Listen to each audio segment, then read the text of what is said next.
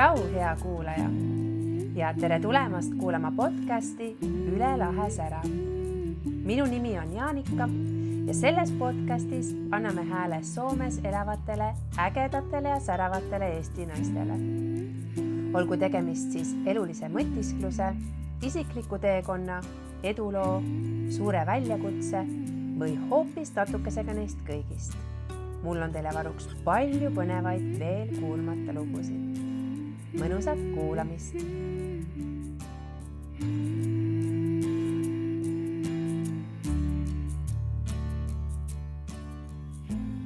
Tšau, kallis Kerli! Tere, Jaanika!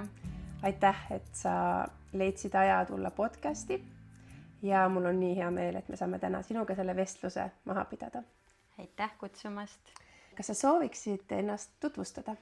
Kes sa oled? Mina olen Kerli ja kui ühe lausega, siis ma ütleksin, et ma olen ema, tantsija, fitnessinstruktor ja ettevõtja. Väga põnev ja kirev ja väga selline aktiivset eluviisi elava inimese tiitlid.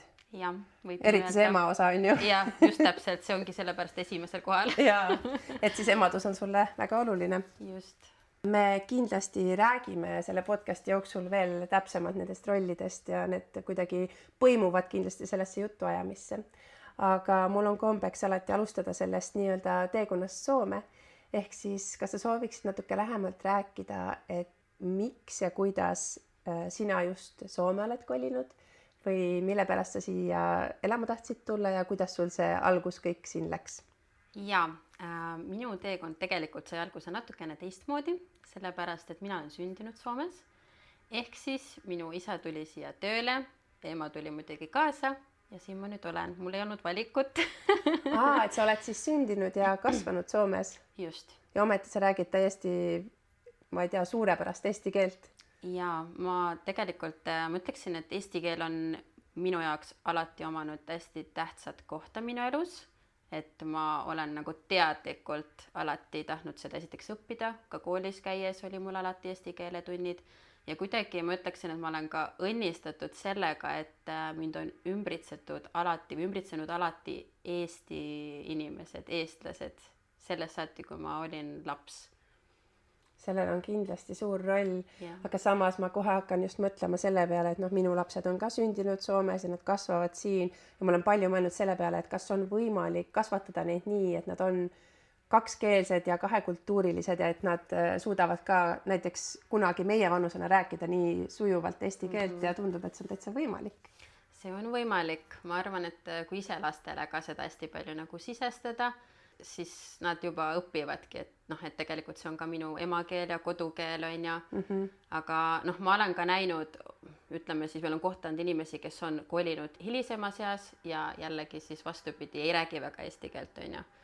Et kõik on võimalik. Ja see on kindlasti absoluutselt väga individuaalne. Ma tahaks veel kohe juurde küsida, et kuidas sa tunned, kuidas su vanemad selle eesti keele ja eestluse hoidmisega tegelesid, kas nad olid sellised aktiivsed selle koha pealt või kuidas sa tundsid, et kuidas teil see kodus oli? Ma ütleksin, et see kuidagi oli nii loomulik, et ma nagu kohati ei tundnudki, et ma olen justkui nagu Soomes, võib-olla sellepärast ka, sest meil oligi nagu kõik peretuttavad ja sõbrad, kõik olidki eestlased. Ja siin Soomes? Jah, siin Soomes alles. Me käisime hästi palju Eestis, me olime pidevalt Eestis, et ma kogu aeg ikkagi tundsin, et ma lähen ka koju sinna. Kuigi sa oled siin sündinud. Kuigi ma olen siin sündinud. Ja mul on ikka sugulased on ju Eestis. Ma ei tahtnud üldse Eestist ära tulla, seda ma mäletan. Ma nutsin iga kord, kui ma laps olin, et ma sealt pidin ära tulema. Et selles mõttes ma ütleksin, et nagu mu vanemad ei ole kunagi ise survestanud, et ma pean eesti keelt kodus rääkima või õppima, aga ma ise lihtsalt tahtsin alati, et mul oleks ka eesti keele tunnid. Et võib-olla sellega nad siis toetasidki, et mul ikkagi oli iga nädalaselt eesti keele tunnid ka koolis. Ja tegelikult seda on väga armas kuidagi kuulda ja samas kui mõelda selle peale, et mida numbrid räägivad, et kui siin Soomes ikkagi elab 100 000 eestlast, et siis Eesti kogukonda ongi natuke lihtsam leida ja hoida ka, et see kindlasti toetab ka siis seda ka hästi põnev lugu. no siis ma ei küsigi sinu käest näiteks seda, et mis sinu jaoks kohanemisel oli kõige raskem, sest võib-olla et kui sa oledki siin sündinud, sul ei ole kohanemist kui sellist võrreldes nendega, kes siia kolivad mingil hetkel, aga samas, kui sul on Eestiga nii lähedased sidemed, siis kuidas sa tunned, kui sa võrdled neid kahte riiki, et mis sulle näiteks siin Soomes meeldib ja kas on midagi, mida sa tahaksid hoopis Eestis rohkem kogeda või kuidas sa nagu tunned, kui sa neid kahte maad võrdled? Jah, kindlasti mul nii-öelda selliseid kohanemiseid või selliseid raskusi justkui ei olnud, aga ma ütleksin, et tegelikult lapsena, noorena ma natuke tundsin küll, et vahepeal sellist, et ma nagu ei kuulu siia ja lapsena kogesin ka näiteks koolikiusamist sellepärast, et ma ikkagi olin eestlane ja ma olin teistsugune ja kõik see, et ma olin ise ka hästi selline tagasihoidlik ja häbelik tüdruk, kui ma olin väike, ilmselt ka sellepärast, et ma tundsingi, et aga ma ei olegi soomlane ju, ma ei ole nagu nemad. Ometigi noh, kuigi mul ümberringi oli alati eestlasi ka siis ka klassis ja koolis ja nii edasi. Aga sellel oli ka oma raskused selles suhtes ja mul võib-olla oli ka mingi hetk elus või hetked elus või periood, kus ma nagu tundsingi tegelikult, et ma olen millegist ilma jäänud, kuna ma ei ole Eestis. Et mul oli nagu selline tükk aega isegi, ma ütleksin, ma olin kuskil teismeline, kui ma ütlesin, et ma kolin Eestisse. Kohe, kui on võimalik, mina lähen Eestisse. Aga tegid sa selle kunagi teoks ka? Ei teinud. Ja see tunne läks üle? Jah, see tunne nagu selles mõttes läks üle, et mulle on alati meeldinud seal käia ja mul on ikkagist ka sugulased seal. Mul oli parim sõbranna seal Eestis, kelle juures ma tahtsin alati olla ja mul on nagu alati olnud selline hästi tugev side Eestiga ikkagist, et ma nagu tunnen, et see on ka minu kodumaa, kuigi ma ei ole seal sündinud ja ma ei ole seal elanud, siis ma ikkagist olen alati niimoodi tundnud. Ja jah, ma ütleksin, et nüüd enam mul ei ole seda tunnet, aga mul oli päris pikalt, kui ma noorem olin, et nagu oleks millegist ilma jäänud või nagu, et päris ei kuulu siia ikkagist. See on tegelikult väga-väga põnev teema ja see puudutab, no mitte, kui mitte veel praegu nii paljusid, aga kindlasti, kuna ikkagi mingil hetkel siia Soome kolis väga palju eestlasi ja väga paljud neist on saanud lapsed, kes on sündinud siin, siis paratamatult tekib selline olukord, kus meil on lapsi ja noori, kes kasvavad siin üles ja paljud neist kindlasti mõtlevad, et kes ma siis olen ja kuhu ma kuulun, et kui ma olen sündinud Soomes, siis, aga samas mul on tugevad sidemed näiteks Eestimaaga, kõikidel ei ole, aga paljudel on, et mis maalane ma siis olen ja kuhu ma kuulun, ja siis ka justkui see, et ma nagu natuke oleks justkui, et Soome on mu kodu, aga samas midagi tõmbab Eestisse, aga siis ongi niisugune väga kahe vahel olek ja see oma identiteedi leidmine, et ma olen palju kuulnud, et sellega on päriselt see on päris keeruline kohati nendele lastele ja noortele. Ja, ma nõustun sellega nagu 100%. Et see on järgmine põnev teema, mida kajastama hakata siis võib-olla noortega neid intervjuusid kunagi teha, et kuidas nad tunnevad. Just. Räägi oma karjäärist ja toimetust, et siin Soomes, et sa mainisid need vahvad tiitlid ja oma ametit puudutasid ja ema rolli, aga mida kõike sa siis lähemalt teinud oled siin Soomes ja millega sa praegu tegeled? Ma olen teinud väga palju erinevaid asju eelnevalt, enne kui tantsimisest minu karjäär siis kujunes, ütleme, aastate jooksul. Enne seda võib-olla kõike ma ei hakkagi loetlema, aga näiteks ma töötasin lennujaamas, siis ma olen töötanud Helsingi-Tallinna laevade peal, seal müügikonsultandina.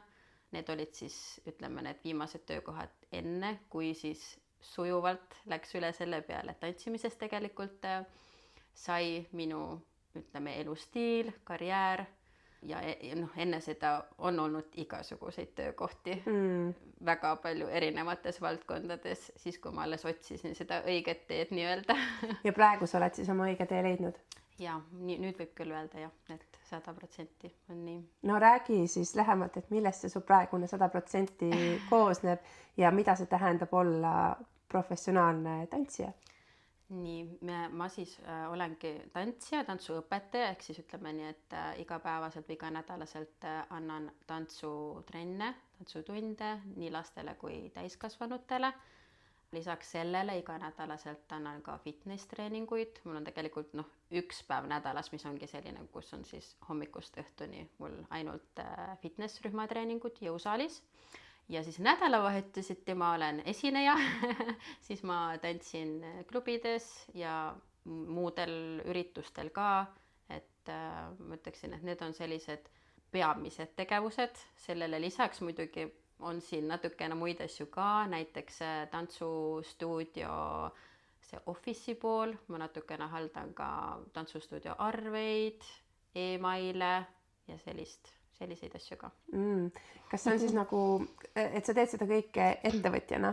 Just. Ja su sissetulek siis koosnebki väga mitmest erinevast asjast, aga samas sa oled nagu vaba ka tegema just seda, mida sa ajaliselt ja nagu mida sa tahad teha? Just, täpselt nii. Okei, väga põnev. Kui sa mõtled praegu nüüd oma senisele elule ja kõikidele nendele saavutustele, siis mida sa tahaksid esile tõsta? Mis on olnud kõige ägedavad, kõige põnevamad, kõige suuremad saavutused sinu jaoks su elus? No saavutustes kindlasti selles mõttes oma lapsed loomulikult esimesel kohal, aga ka väga tähtsat rolli ja suur saavutus minu jaoks ongi tegelikult see, et ma olen suutnud tantsimisest teha oma elustiili või et ma tänaseks tõesti iga päev saan tegeleda sellega, mida ma armastan, et see ei ole minu jaoks üldse iseenesest mõistetav asi.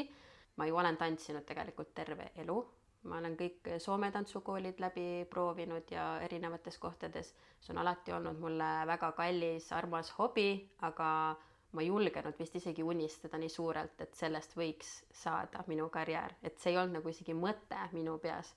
Ja ma arvan, et see tulebki sellest survest väljaspoolt, et ikkagi see ei ole see kõige tavalisem töö ja et ikkagi töö on midagi muud, et ma ei julgenudki mõelda võib-olla nii suurelt, unistada nii suurelt toona, kui ma olin noorem. Et see on kindlasti see, et ma ikkagi nagu jäin endale kindlaks ja mingi hetk sain aru, mis on minu unistused ja otsustasin need sammud võtta siis oma unistuste suunas. Ja tänaseks olengi siin.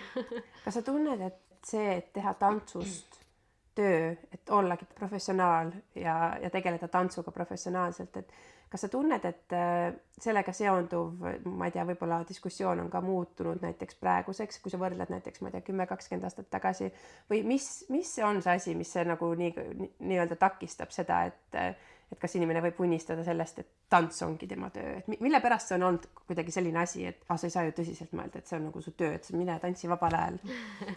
Ja ei, kindlasti on muutunud, ma isegi ütleksin nagu 5-10 aasta jooksul on ikkagist väga palju muutunud, et ma arvan, et inimesed on rohkem võib-olla avatumad ja nagu jah, ma arvangi, et see on nagu väga palju, et ka seda mõjutab ka see, et seda tehakse palju rohkem, et on inimesi, kes nagu üldse nagu tantsivad rohkem ja võib-olla just näiteks hiilsi, mida ma ütleksin, et 10 aastat tagasi üldse ma Soomes hiilsitrenne vist üldse ei olnud minu teada, võib-olla oli. Jaa, pigem vist mitte, et see hakkas vaikselt siis nagu tulema just.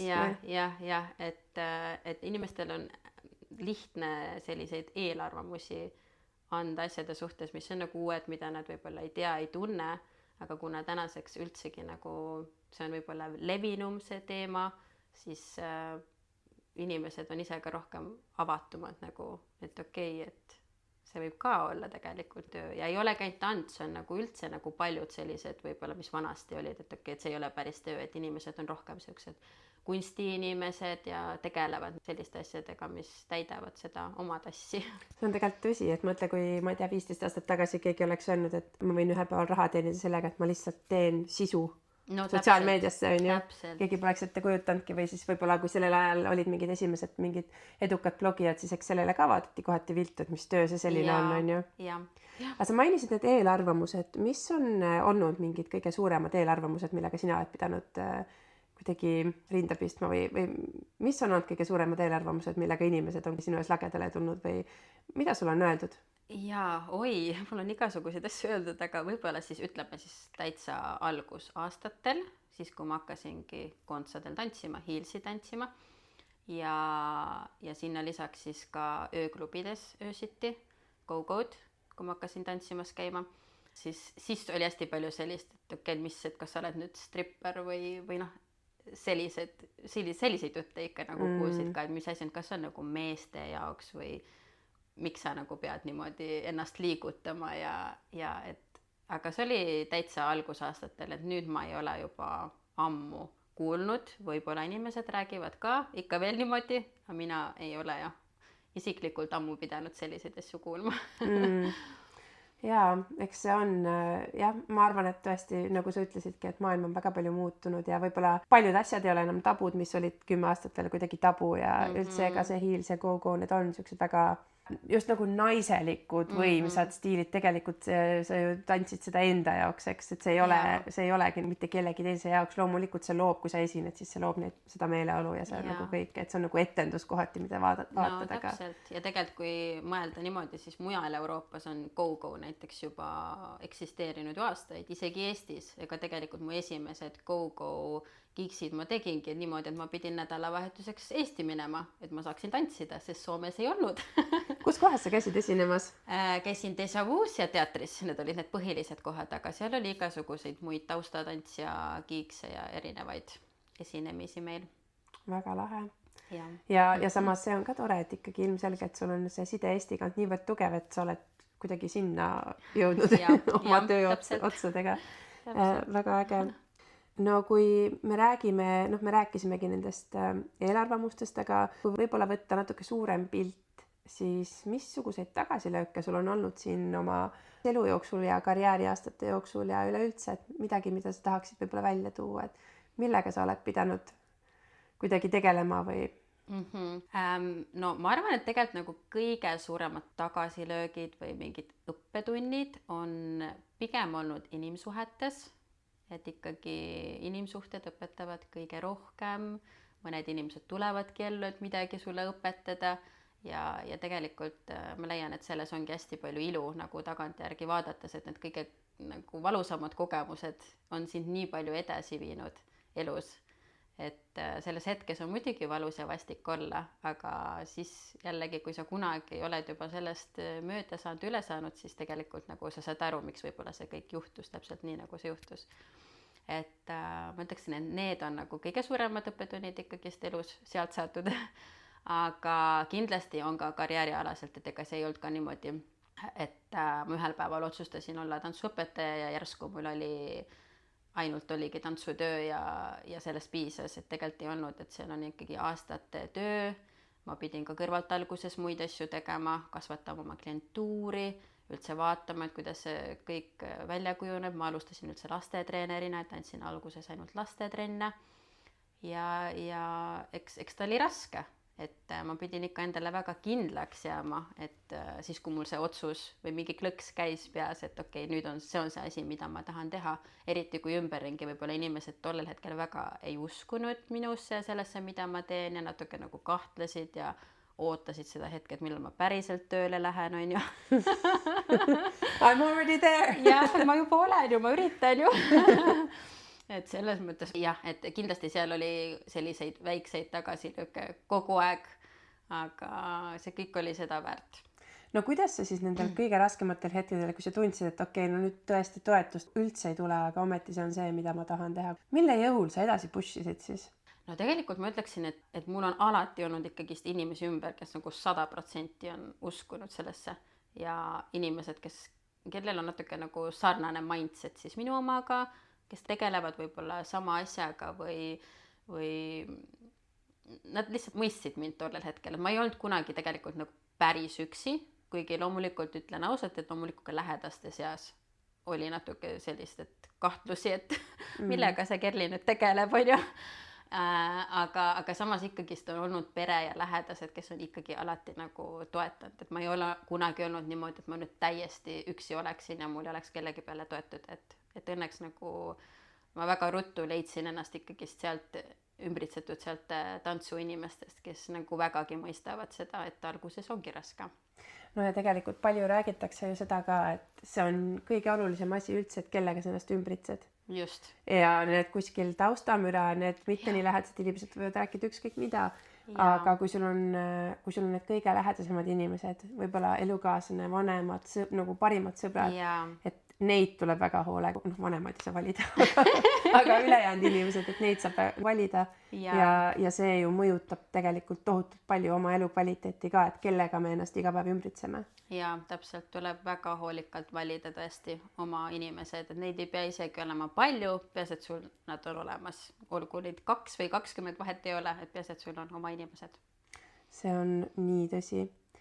no kui sa oled ikkagi olnud show businessis ja üleüldse tantsuga väga palju tegelenud ja liikumisega või liikumise õpetamisega nii-öelda, siis või äkki on midagi muud, et räägi mõni naljakas sekeldus või seik siin aastate jooksul, mida on sul juhtunud midagi sellist, mis tagantjärele ka veel muigama paneb, et no issand jumal.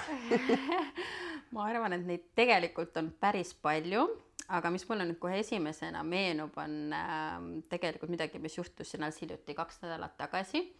Meil oli siis Löölü sünnipäev, oli siis Löölü 10-aasta sünnipäev, kus siis 4 meie tantsijat olid ka tantsimas. Ja Löölü on, et kui keegi ei tea siin kuulajatest. Löölü on siis selline, ta on nagu restoran, natuke lounge'i moodi, ta on seal mere ääres Helsingis. Seal on mingi baari osa ka. Seal on baari osa, seal sa võid söömas käia ja seal on ka sauna osa ja seal on... Päris lahe koht, nagu ma olen aru saan. Ja, väga mõnus koht. Et kindlasti tasub seda külastada, kui pole veel külastanud. Aga jah, see on siis üks koht, kus me käime esinemas ja oli siis suur sünnipäev seal, kus siis 4 tantsijat tantsisid. Üldiselt, kui me läheme Kiksile, siis ongi niimoodi, et tantsimise lisaks võib ka olla siis neid bottle service'id, ehk siis säraküünaldega, et viime pudelid lauda ja tantsime seal. Aga sellisel suuremal peol, sündmusel, vahete vahel tuleb ka ette, et tantsijad peavad ka midagi muud tegema.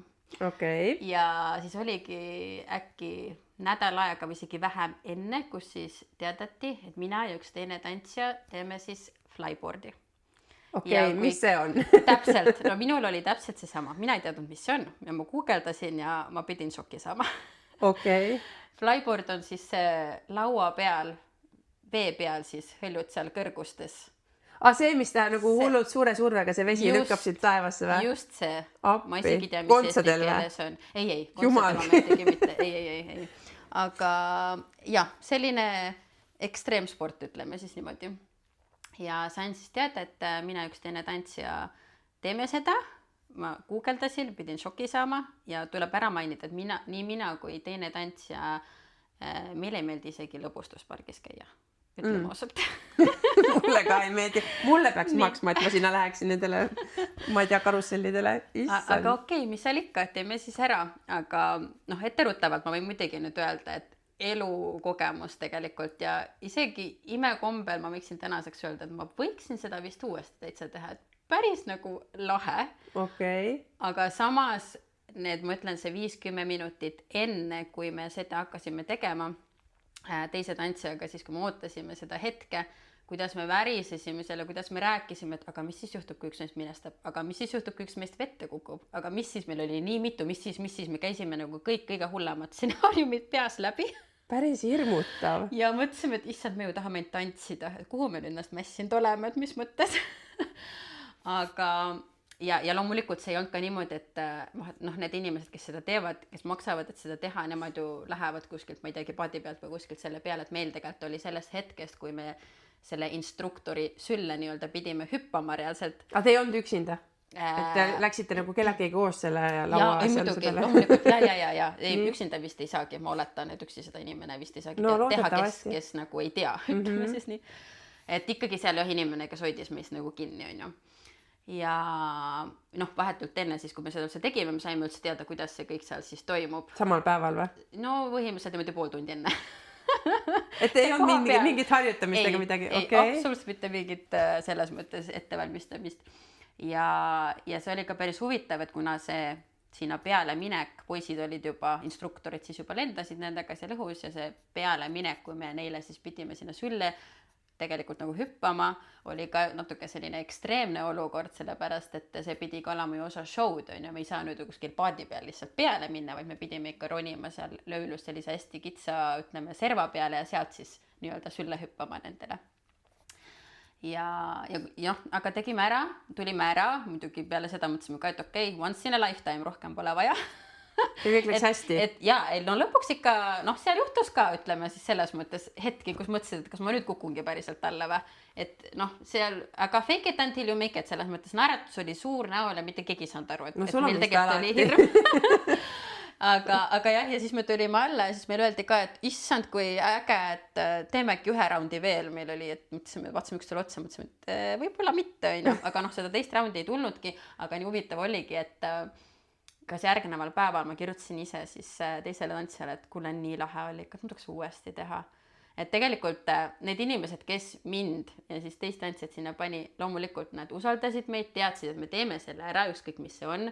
Ja lõppude lõpuks ma olengi nii tänulik, et meile antaksegi selliseid võimalusi teha selliseid asju, milles me võib-olla korraks ise nagu kahtleme endas nagu, et kas ma nüüd saan sellega hakkama ja mõtleme tõesti kõige hullemaid stsenaariumi välja juba, et mis sellest nüüd välja tuleb üldse ja on hirmus ja kõik, aga samas kui teeme ära, siis mõtled, nii lahe ja ma olen lihtsalt nii tänulik, et mina sain just seda teha. Et jah, I'm your girl, kui tahad teha midagi täiesti crazy't, siis ma tulen. siis otsige Kerli üles. Just, lihtsalt ütle mulle, et mine ja tee, ära anna valikut mulle.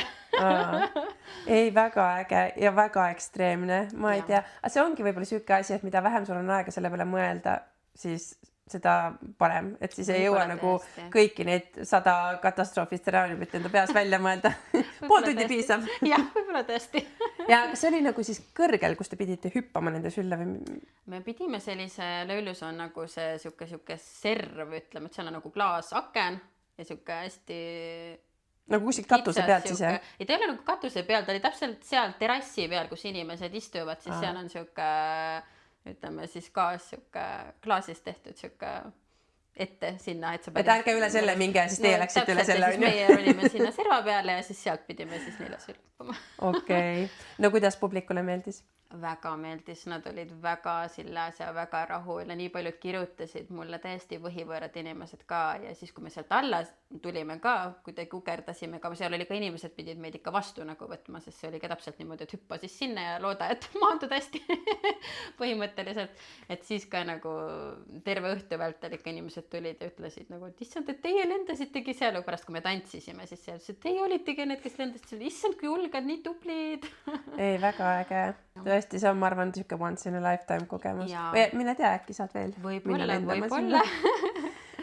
No need seiklused ja mingisugused, ma ei tea, mere kohal lendamised on ägedad küll, aga missugune su argielu siin praegu on? Kuidas su argipäev välja näeb?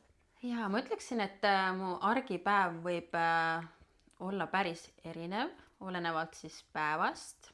Aga näiteks siis ütleme nii, et mul võib olla hommikul eratrenn või eratrennid, enne seda muidugi kodustoimetused, laps lasteaeda, lähen tööle, siis on eratrennid, peale seda ma tavaliselt jõuan kas teha oma trenni, käia jõusaalis näiteks, võib-olla ette valmistada mingeid kavasid õhtuks ja õhtul siis tavaliselt on siis ka tantsutrennid, seal vahepeal muidugi kõik kodused toimetused ja laps lasteaiast koju ja söögi tegemised ja siuksed nii-öelda tavalised siis toimetused, kodused toimetused, aga võib ka olla täiesti, et näiteks ütleme teisel päeval on mul ainult jõusaali trennid, see on tavaliselt siis üks päev nädalas, et siis ma lähen hommikul jõusaali, annan seal trennid, siis on mul tavaliselt päeval ka jälle paar tundi aega ja siis see aeg, mis mul päeval on justkui vaba, siis ongi, et kas ma teen seal oma trenni või siis ma teen seda office'i poolt siis tantsustuudiole ehk siis arvuti taga tööd natukene. Ja siis õhtul võib-olla on jälle siis jõusaalis trennid. Nädalavahetusel jälle olenevalt, kas meil on esinemine, võib-olla mul on vaba päev päeval, võib-olla on seal mingi workshop, tantsuworkshop, võib-olla mingi intensiiv, ehk siis mitte nagu selline regulaarne tund, vaid mingi, et vahepeal on, vahepeal ei ole ja siis ööseks lähen tantsima. Nüüd muidugi suvel on hästi palju neid väliüritusi ka ja need igasugused väliterassid ja klubid, mis siis on ka päeval nii-öelda lahti, et seal on ka hästi palju nüüd meil Kiikse, Matolaituril ja Holidays, et nüüd saab päeval ka nädalavahetusel tantsida, kui päike paistab muidugi. See on päris tore. Nagu ma Marta osas ka mainisin, et nii tore on, et nagu selles mõttes, et ei ole enam 20-ndates palju toredam on natukene varem välja minna. Jaa, täpselt, eriti suvel, mõnus ju. Mul on 2 küsimust. Kui palju sa treenid ja kui palju sa magada jõuad? No ütleme nii, et treenimisega on hästi, sest mulle meeldib liikumine ja mulle meeldib nagu trenni teha. Magamisega ei ole nii hästi. Võib-olla jõuab see aega kätte, kui mul on rohkem aega magada, aga hetkel on natukene kehvasti, või väga kehvasti tegelikult sellega, et ma nagu täiesti tean, et ma peaksin rohkem magama. Et neid tunde ei tule üldiselt piisavalt. Aga selle treenimise poole pealt see ongi, minu jaoks on see, et kui ma ise õpetan, see on natukene teistmoodi kui see, et ma lähen ja treenin ise endale. Ma lähengi ise jõusaali või lähen ise õpilasena, võtan tantsutrenni. et need on nagu täiesti kaks erinevat nagu asjad. Jah, ma olen liikumises muidugi ühtepidi, teistpidi, aga ma vajan ka seda oma treeningut, et mul ei piisa sellest, et ma ei tea, et kui ma annangi näiteks 3 tundi, ise annan trenni, ma ikkagi tunnen, et aga ma tahan ise ka trenni veel teha. See on täiesti arusaadav, see ongi erinev asi, et ega juhendamine on ju midagi muud kui see, et sa keskendud ise ainult omaenda liikumisele või liigutustele või ma ei tea, jõutrennile või kardiale või mis iganes, et ja üks on nagu töö ja teine on siuke, et sa ei pea mõtlema mitte kellegi teise peale iseenda. Ja see liikumine on kindlasti ka elustiil. Ja, on küll. Me puudutasime varasemalt seda, et sa oled Soomes sündinud, Soomes kasvanud, aga sa käid Eestis, oled alati väga palju käinud Eestis. Mida sa Eestis kõige rohkem igatsed siis, kui sa seal ei ole? No kindlasti oma inimesi, et kõik, kes nad seal on sugulased, et neid igatsen. Ja ma ütleksin, et mul ei olegi võib-olla mingeid teatuid asju isegi või teatud kohta, vaid ma tunnengi, nagu ma terve elu olengi tundnud, et ma pean seal vahepeal käima. Nagu ma ütlesin, mulle meeldib seal väga käia, tänaseks ma seal elada hetkel vähemalt ei tahaks, aga mulle meeldib seal väga käia, olla seal oma inimeste juures, käia seal söömas, toitu igatsen ka muidu. Selles mõttes, et on mingi teatud toit? ma ei teagi, kas mul mingit teatud toitu on, aga ma mäletan küll seda, et lapsepõlves, kui me tihti käisime Eestis, mul on isegi tunne, et me vahepeal käisime iga nädalavahetus. Ma ei tea, kas see on fakt, aga mul kuidagi on siuke mälupilt, et me vahepeal käisime nagu väga tihti. Siis meil oli kombeks vanematel siis reaalselt osta väga palju süüa kaasa, väga palju, sest ilmselgelt me kõik armastasime rohkem Eesti toitu. Et see on küll natukene, ma ütleksin, see on teine, see toit siin. No see on teistmoodi, jah. See ongi lihtsalt teistmoodi. Ja. Ei, I feel you. Ise igatsen ka. Tore on muidugi see, et siin on Eesti poode väga palju tekkinud, et selles mõttes. Kas neid Eesti poode oli siis ka, kui sa siin väike olid ja laps olid siin Soomes? Ma ei ole päris kindel, aga ma arvan millegipärast, et äkki ei olnud siis, sest meie vähemalt ei käinud. Või siis lihtsalt oligi, et me käisime nii tihti Eestis, et ei olnud vajadust. Lihtsalt huvi pärast mõtlesin, et huvitav, kuidas sellega oli. No nüüd on siukene küsimus, mida on eriti põnev küsida just sinult, et kuidas sa tunned, kus on sinu kodu? Tunnen, et minu kodu on tegelikult seal, kus ma ise olen tegelikult. Sest nagu nüüd ongi suured muutused ees ja minu nagu reaalne füüsiline kodu saab varsti üldsegi olema Hispaanias, siis ma ei saa 100% veel öelda, et seal on minu kodu, sest loomulikult ma olen käinud seal väga palju kordi ja ma tunnen, et ma olen kodus, kui ma olen seal, muidu ma ei teeks sellist suurt sammu. Aga ma võib-olla nagu siin Soomes elades ka olen kogu aeg otsinud võib-olla seda kodutunnet justkui Soomes olles, Eestis olles, siis kui ma olen kuskil reisinud, siis nagu ka näiteks Hispaaniaga täpselt ongi see, et ma olen ju tundnud seda kodutunnet seal.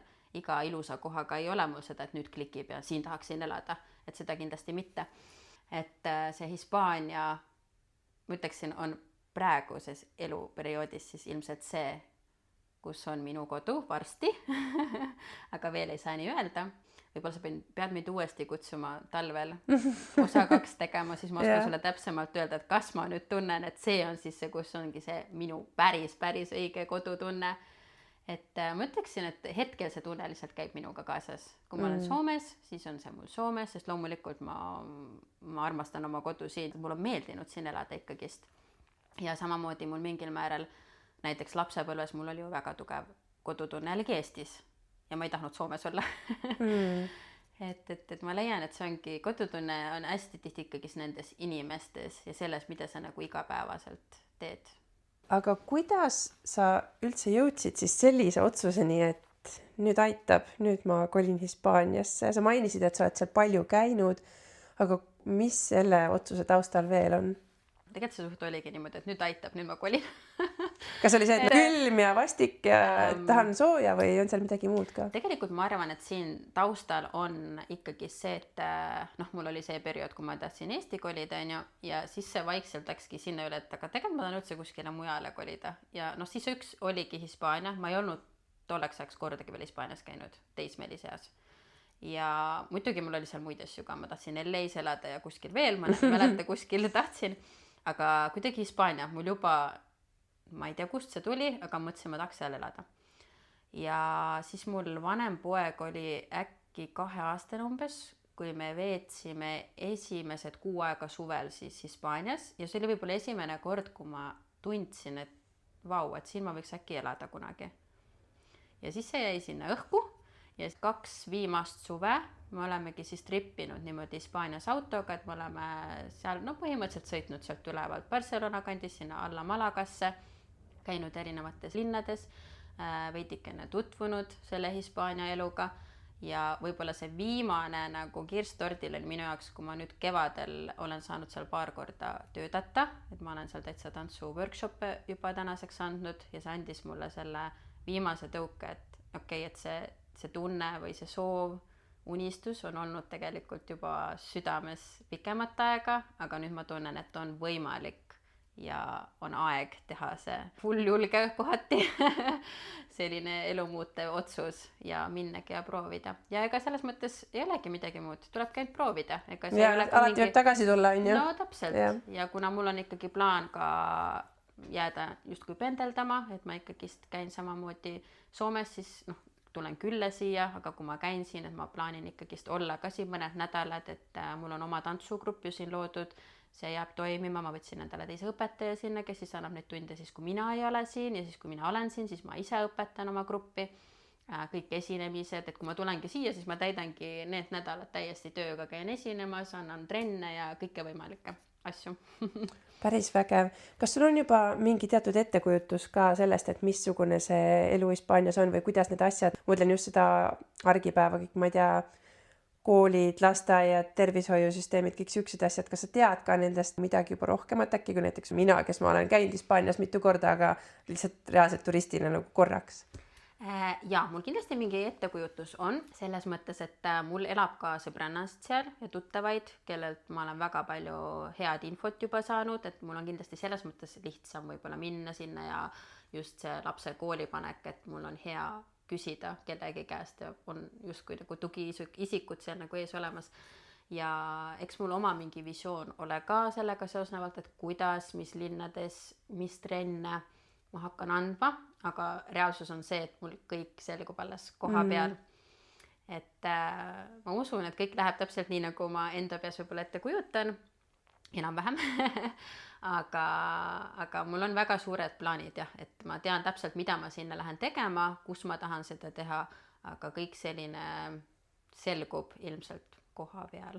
Eks me siis põnevusega jälgime, kuidas sul seal minema hakkab ja kas seal on ka siis selline Eesti, nagu eestlaste kogukond, või kindlasti on, aga kas sa tead selle kohta ka rohkem juba, sa ütlesid, et sul on sõbrannasid seal? Jaa, seal on küll, seal on väga palju eestlasi ja ma ütleksin, et minul nagu meeletult palju seal muidugi tuttavaid ei ole ees, aga ikkagist on inimesi. Ja nii palju, kui ma seal olen nüüd käinud ja natukene tutvunud ka seal uute inimestega, siis ma olen saanud aru jah, et seal ikkagi on nagu eestlaste kogukond, kõik hoiavad väga kokku, korraldatakse mingid üritusi, nagu ma olen aru saanud, siis seal on ka mingid esinejad, mingid Eesti peod. Mina nüüd võib-olla ei lähe muidugi, aga no lihtsalt, et nagu huvitav. Ja siis sa hakkad seal tegema ka ühesõnaga tantsuõpetajana tööd? Ja ma kavatsen seal oma ettevõtet ehitada, tegelikult võib öelda nullist, täpselt samamoodi nagu ma siin kunagi alustasin, et samamoodi ma pean sealt nullist alustama. Loomulikult mul on natukene juba tutvusi ka seal tantsumaailma sees. Nüüd, kui ma olen seal käinud neid oma workshop'e juba andmas, et on inimesi, kes aitavad ja kindlasti see oli ka kasuks, et ma juba olen seal natukene seda tööd teinud. Aga põhimõtteliselt jah, plaanid on ikkagi täiesti, ma ütleksingi võib-olla, et mitte nagu nullist alustada, sest ma ei kavatse siin lõpetada kõike ja öelda tšaupaka, et ma enam ei tule tagasi. Tegelikult ma näengi see asja rohkem nii, et ma lihtsalt laienen, ma lähen lihtsalt Hispaaniasse ka.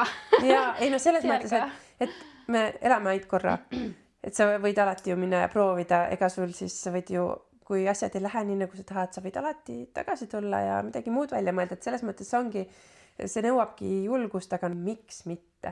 Ja Ja ma leian ka täpselt, et ma ei peagi mõtlema, meil on päev korraga, ma ei pea mõtlema, et see on mingi lõplik otsus või et kui ma tulen kunagi tagasi, et ma ei saanud hakkama, ma ei pea üldse niimoodi mõtlema tegelikult, vaid see ongi, ma tunnengi, et see on midagi, mida ma pean kogema, läbi tegema, ma ei ole üldse otsustanud, kas see on aastaks, 2 või 20 aastaks, ma ei tea. Et eks elu näitab ja selles suhtes, et vahe on ka selles, et kui sa tahad muuta oma elu sellepärast, et sa ei ole rahul võib-olla oma eluga, aga ma tegelikult olen väga rahul oma eluga siin, ma ei põgene mitte millegi eest, et mul on kõik ka siin väga-väga hästi, et lihtsalt ma tunnen, et nüüd on aeg teha mingi suurem samm. Ja ega põgenemisega vist kipub olema ikkagi nii, et me ei saagi asjade eest väga põgeneda, sest ega need mured ja ma ei tea, mingisugused koletised kapis, ega need reisivad meiega igale poole kaasa, seni kuni me nendega silmitsi seisame. Et jah, selles mõttes see on väga-väga tore teha muutusi selliselt põhjalt, et sul on nagu asjad hästi, aga lihtsalt on mingi asi, mis sind kuidagi siis viib sinna järgmisesse kohta edasi. Täpselt. Missugused on sinu elu alustalad? Mis on sellised asjad, mida sa pead ääretult oluliseks ja millest sa ei ole nõus loobuma? Ma ütleksin, et see, et võin hommikul ärgata ülesse ja teha neid asju, mis mulle meeldib, mida ma armastan, et sul on elus mingi suund või eesmärk, ükskõik mis alal või mis iganes sa nagu teed, et sa tegelikult teed seda, mida sa päriselt ka soovid ja et sa ainult ei ela seda elu, ainult ei eksisteeri, vaid sa päriselt oledki elus. Ja loomulikult ka sellised tähenduslikud, sügavad inimsuhted, et ongi need oma inimesed, kellega seda kõike jagada, sest muidu ei oleks sellel ju mõtet. Et ma ütleksin, et need on sellised asjad, mis omavad väga tähtsat kohta minu elus. Kas sul on ka mingeid harjumusi, mida sa teed kuidagi regulaarselt, mis on sinu jaoks väga olulised või mis sa tunned, et toetavad kuidagi seda, et sa oled see, kes sa oled? No kindlasti liikumine ja sport. Et see on väga vajalik. Ma tunnen juba, et kui ma paar päeva ei ole saanud nagu siis teha sporti või liikuda, siis ma juba tunnen, et ma ei ole mina ise. Et see on väga-väga vajalik minu jaoks, et ma saan ikkagi nagu ütleme ikka igapäevaselt kas või midagigi natukene teha. Et need kindlasti toetavad. See on muidugi teised asjad ka, et looduses viibimine, suvisel ja kevadisel ajal, talveinimene ma ei ole. Lumehanged ei tõmba väga. Jah, et talvel mind Soomes, Eestis siis väga väljas ei näe. Siin võib olla natuke põhjus ka, et miks ma sinna Hispaaniasse tahan minna proovima, on ja. Aga muidu nagu ma leian küll, et see nagu looduses viibimine ja väljas ka liikumine, jalutamine, kõik see, et kui olulist rolli need tegelikult mängivad minu elus. Pea ikka saab puhtaks, kui lähed natukene liigud värskes õhus, ükskõik teed midagi natukenegi. Ja need muidugi tantsimisele lisaks, et tantsimine ongi minu jaoks nagu see number 1 vastus kõiges. Alati, täpselt. Ja on tegelikult ütlus ka, et whatever the question is, dance is the answer. Et see on sinu elustiil. Ja, see on minu elustiil. Väga lahe. Kas on midagi, mida sa nüüd, kui sa mõtled oma elule ja kõikidele oma õppetundidele ja kogemustele, siis kas on midagi, mida sa oled pidanud täiesti nullist õppima nagu nüüd täiskasvanu eas või mingeid veendumusi, millest sa oled pidanud kuidagi loobuma ja mõelnud, et see asi ei olegi nii? Jaa, kindlasti. Ma ütleksin, et ma olengi pidanud õppima enda ees seismist ja seda, et ikkagi endale kindlaks jääda. Et ma ei kuulaks teisi inimesi üldse ja ei läheks sinna suunda, kuhu teised, arvates, et nii ongi nagu õige on ja, sest ei taha olla see imelik, kes läheb teises suunas. Et seda ma olen ikka pidanud või selle kallal ma olen pidanud väga palju tööd tegema, sest kunagi ma ikkagist olin see inimene, kellel läksid teiste arvamused korda, kuulasin võib-olla natukene liiga palju teisi ja sellepärast mul võib-olla jäid mingid asjad nagu tegemata või tegin natukene teistmoodi. Et see on selline asi, et tänaseks mul ei ole vahet, mis keegi mulle ütleb, et kui ma midagi tahan, siis ma teen selle ära ja kõik. No kindlasti see, et mida vanemaks me saame, seda küpsemaks me saame ja seda rohkem elutarkust meil tuleb, seda rohkem tulebki võib-olla seda tunnet, et ma tean täpselt, mida ma tahan ja mind tegelikult ei huvita, mida teised räägivad. Aga samas, et kuidas noorena leida endasse julgus seista enda huvide eest näiteks, see võib olla päris raske. Ja ma usun, et paljudel on samasugused teemasid, nii palju, kui ma vähemalt olen kuulnud, et tegelikult kui sarnaseid asju me kogeme. Siin oleks lihtsalt ideaalne kuulda, et kui sa nüüd saaksid siis sellele noorele Kerlile anda nõuandeid või üldse noorematele naistele, et kui sa oled võib-olla kuulnud just nimelt midagi ja me mõtleme just endast oluliselt noorematele naistele või siis sellele enda kunagisele versioonile, et siis mida sa talle ütleksid? No ma ütleksin kindlasti, et usalda iseennast, kuula oma sisemist häält, julge unistada suurelt ja ka töötada nende unistuste nimel. Et tõepoolest mitte keegi ei pea tegelikult aktsepteerima või mõistma minu valikuid siin elus, et ainult mulle peab meeldima need minu valikud. Et see tegelikult on see, mis viib kaugele elus, et kui jääda nagu teiste inimeste arvamuste taha kinni, siis sa võib-olla ei saagi õnnelikuks, sa võib-olla ei leiagi seda, mis sinule selle õnne toob, eks ole. Et kindlasti see enda sisemise hääle kuulamine ja see, et ainult sina tead, mis on sinule õige, sinu õiged valikud. See on ikka väga tõsi, et kui me ikkagi teeme oma otsuseid ja valikuid selle järgi, mis teised kuidagi ette kirjutavad või mida teised räägivad, et nii oleks hea või nii oleks õige, siis me lõppkokkuvõttes mingite aastate pärast ei pruugigi elada enda näolist elu, vaid siis me elamegi nende teiste valikutega elu ja võib-olla olemegi kuskil tupikus omadega, et miks see mulle ei meeldi, no siis see hakkab alati kuskilt pihta. Aga teine asi, mis on hästi oluline, mis sa mainisid, oli see, et ainult suurelt unistamisest ei piisa, vaid peab olema valmis tegema tööd. Kui palju sa oled pidanud tegema tööd selle nimel, et päriselt sa jõuaksid sellesse punkti, et sa tunneksid, et sa eladki oma unistuste elu? No päris mitu tundi. Arvan nagu sadu ja tuhandeid. Ja selles mõttes, et palju ja ma ütleksin, et see töö ei olegi lõppenud veel.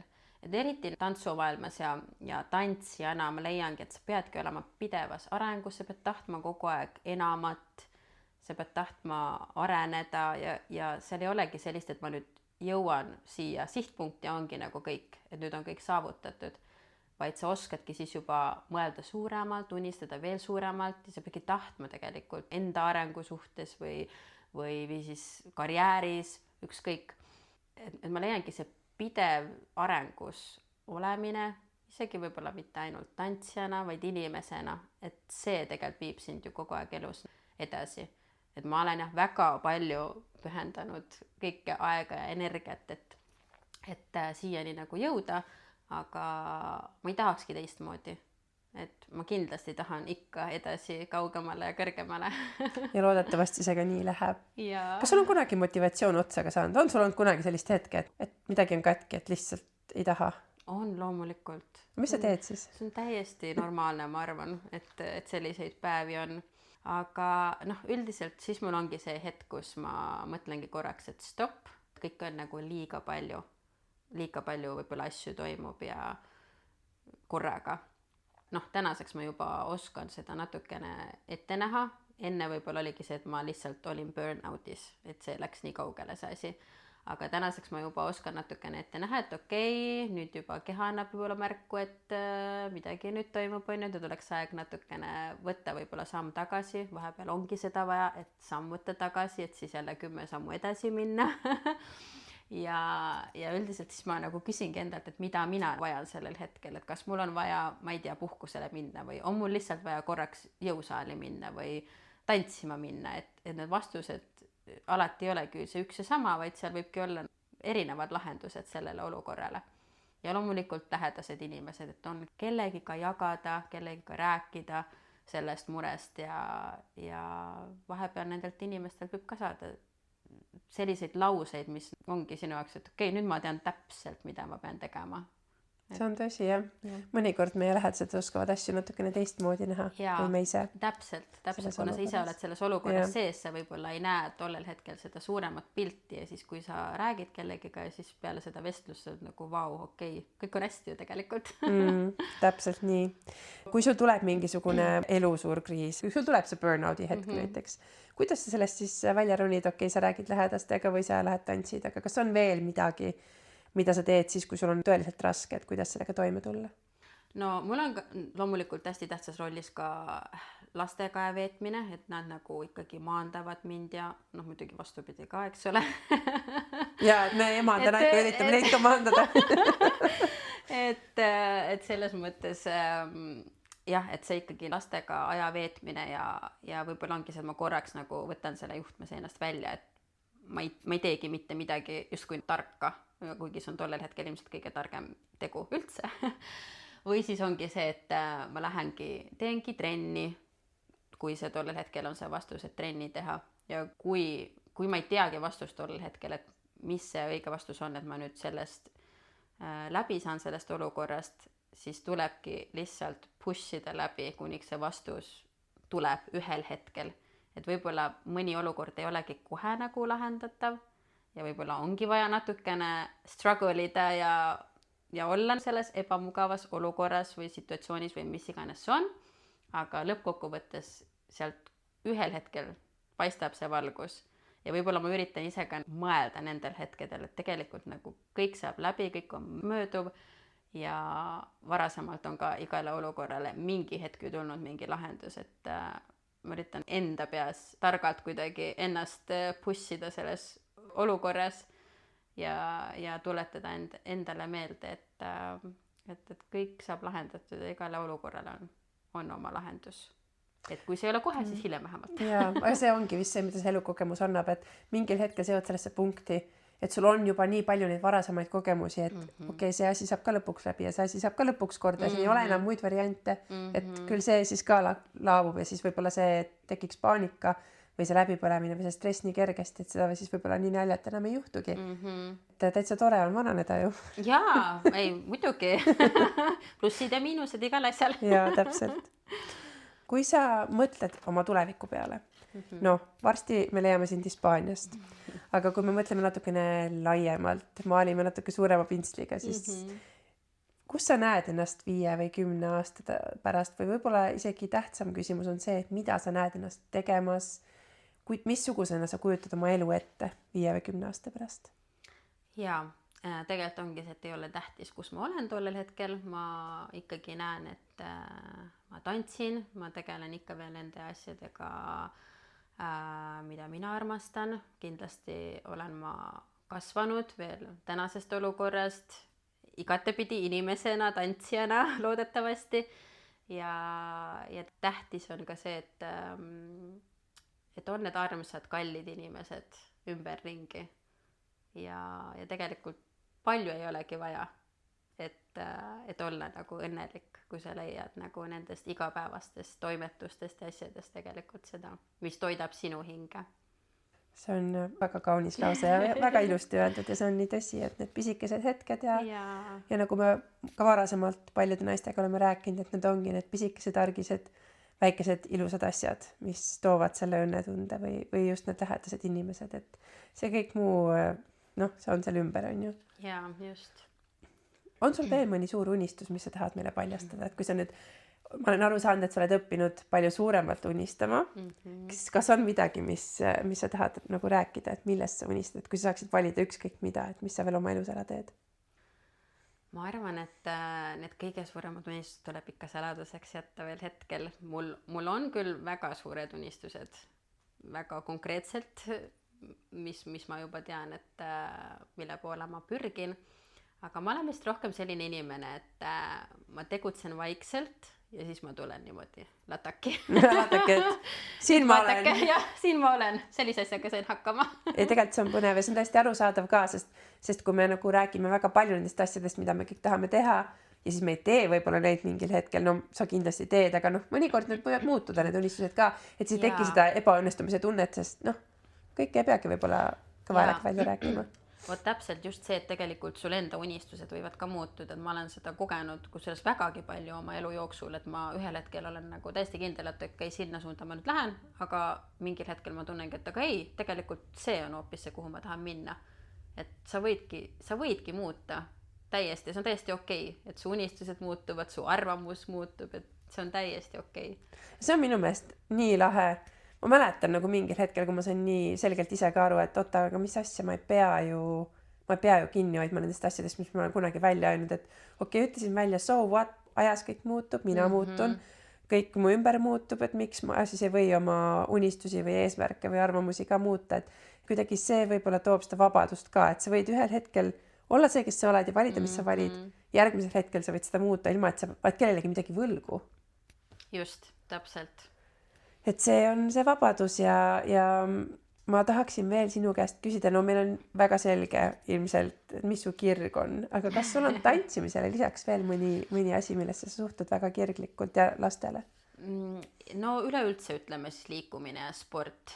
Jõusaali lisaks mulle väga meeldib pilates ja barre, et ma üritan võimalikult palju ka siis nagu toita seda enda tassi siis sellise liikumisega, et alati see ei ole lihtne, kuna ikkagist tavaliselt see ongi niimoodi, et töö kattub siis sellega, kui saaksid ise, eks ole, trenni võib-olla minna.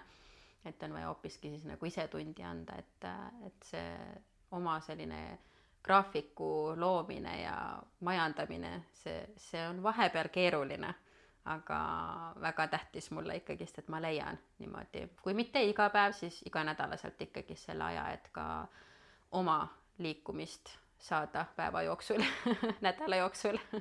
See kindlasti saa lihtne olla, kui ikkagi on lapsed ja nende kõik igasugused toimetused ja asjad ka, et jah, aga väga tubli ja see on väga imetlusväärne ja seda on väga tore jälgida. Ja täiesti lõpetuseks ma tahan veel su käest küsida, et mis toob sulle sära silma? No, mulle toob sära silma tantsimine, lapsed, lähedased, pere, õues liikumine, sport, nagu juba aru saime, liikumine. Ma ütleksin, et see selline igapäevane, et ongi see, et sa ärkad üles ja sa saad oma päeva täita selliste asjadega, mis sulle meeldib. Ja ilmselt päike ka, sest selle järgi sa tundud, et ikkagi liigud, päike ja soojus annab kuidagi sulle vist. Ja ma olen väga päikese inimene, et ma vajan päikest, et mul oleks ikkagi see full energy ka, et ma ikkagi tunnen, et talvel on väga raske nagu, või kohati vaja isegi ennast natukene pushida tagant, et olla nii energiline, kui ma muidu nagu oleksin siis päikse käes, on ju. Ma arvan, et see ühendab meid kõiki, vähemalt ma küll tunnen täpselt samamoodi. Ja ma arvan ka. Ja, aitäh sulle, Kerli, see oli üks väga armas ja särav vestlus ja soovime sulle siis tuult tiibadesse seal Hispaanias ja jääme põnevusega jälgima, et mida kõike sa seal toimetad ja kui läheb kuidagi teistmoodi, kui mida sa plaanid, siis tere tulemast tagasi. Aitäh, Jaanika. Aitäh, et kuulasid Üle lahe sära podcasti ja järgmise korrani. Tšau!